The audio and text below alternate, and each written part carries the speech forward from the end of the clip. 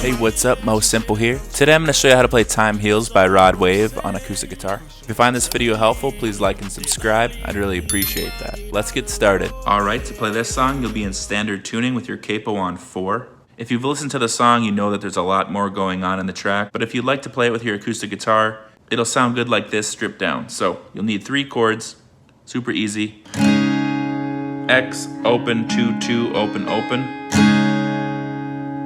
Then we got X, 2, 4, 4, open, open.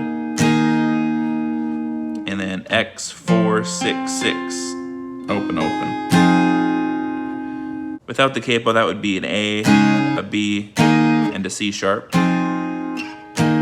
chord. And you just go between those 3. So the first chord is, and then you slide it up to 2, 4, 4, and then slide it up to 4, 6, 6.